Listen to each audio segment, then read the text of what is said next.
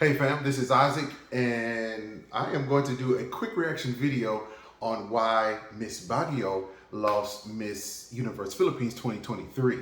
So subscriber sent the link to me, they DM me and sent the link to me. So we're just gonna do this real quick. Question and answer portion. This is a question and answer Right portion. now.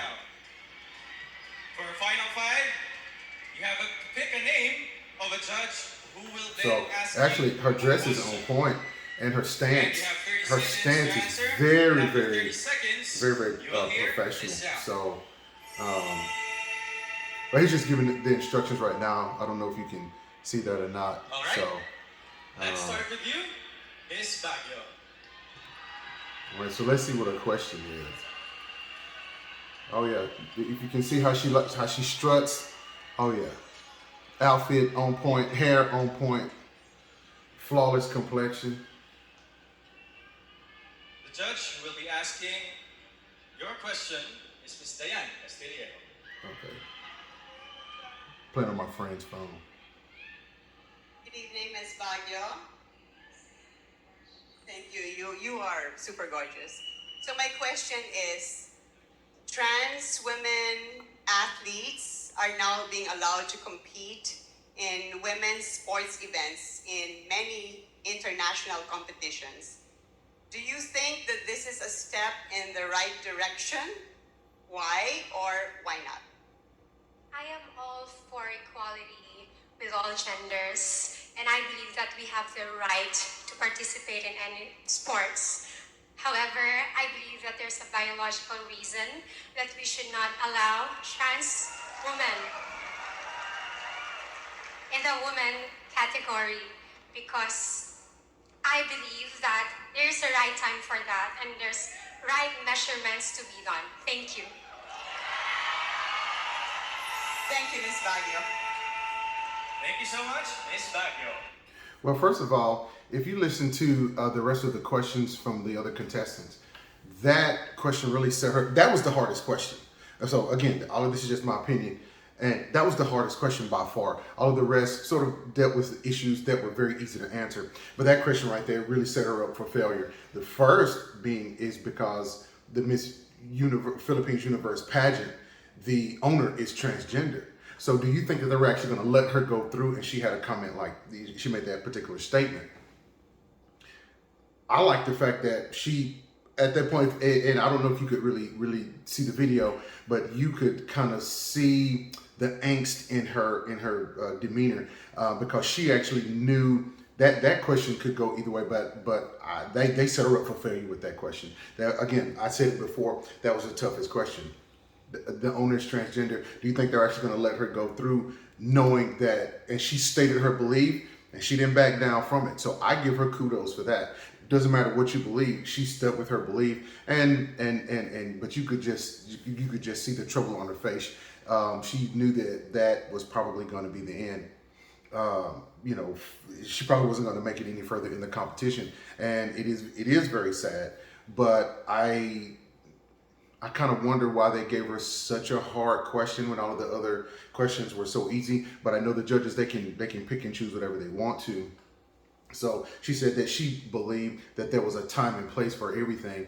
And I certainly agree with her on that. Right now, it's so politicized right now, and it is very difficult. You know, you can decide what you want, but if you decide one way or the other, whatever, you're going to get opposition for whatever answer you choose. And I do applaud her. She stuck with what she believed in. She said, I believe, and then she went on and she stated her answer. I give her kudos. I give her kudos for that. Whatever your platform is, you've got to stand on that and believe in it, as long as you can back it up. I think the issue sometimes is the minority. I'm kind of going off a little bit, but sometimes a minority of people, especially in something like this, and it is so politicized that you know, they're trying to gain traction with their cause.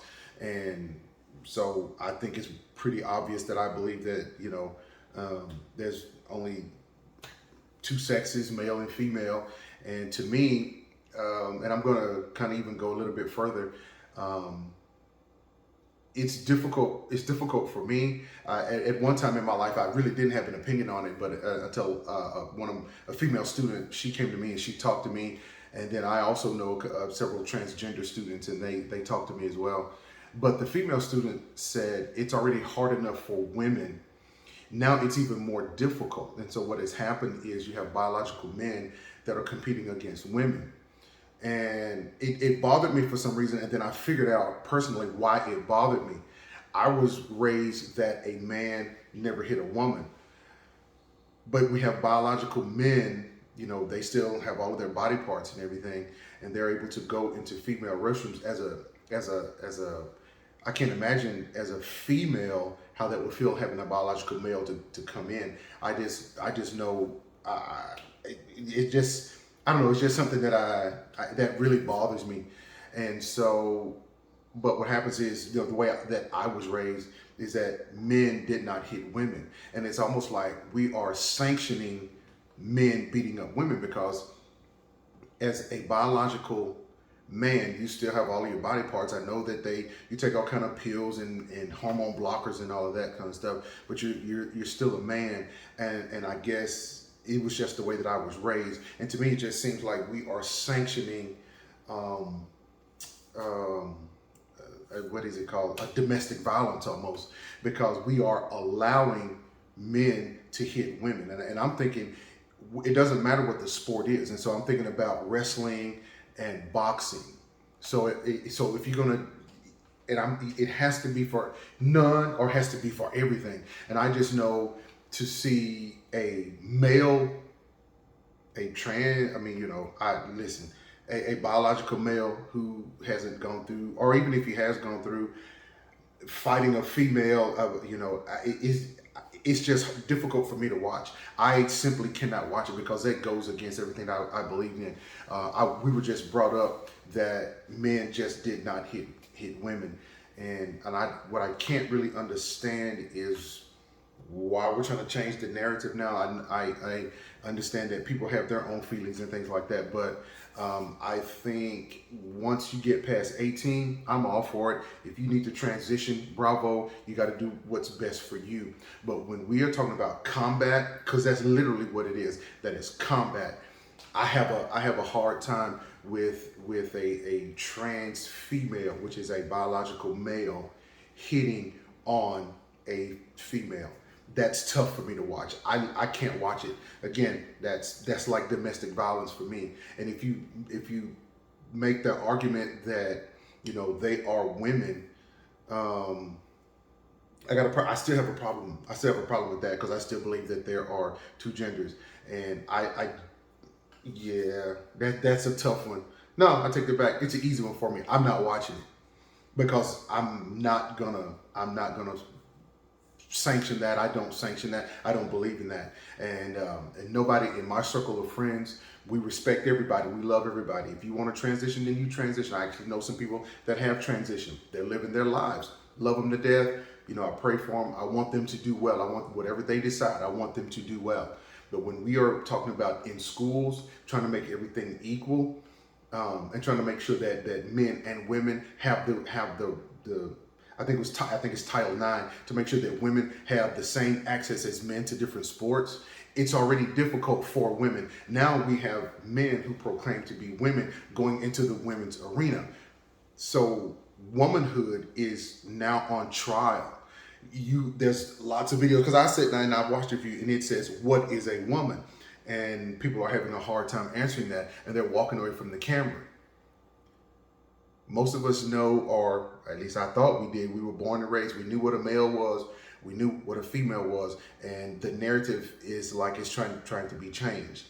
That's difficult for me to accept. Not because I don't love them or anything like that. It is because if you were raised Christian, it says God made male and female, but biologically, we can get into that whole debate. So I know that I'm going to have some detractors that maybe say something about this particular video, but at some point you have to stand on what you believe in. She stood on Miss Baggio. She stood on what she believed in. She didn't make it through for the reasons that I said earlier, but I have nothing but props for her.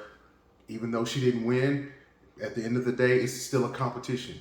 When she gets out of that competition, she's still going to be who she is. She has to look herself in the mirror. She has to stick to her beliefs. And I respect anybody that sticks to their beliefs. So maybe I rambled on just a little bit too long, but I'd love to hear some of your comments. By the way, any negative comments or anything towards me, I don't really care. We're just going to delete those comments. But if it's something constructive, I would love to hear, those constructive ideas that you have. And so, again, my name is Isaac. This is Hi JR Sings. So this is just a quick video. Please like and subscribe. Peace out.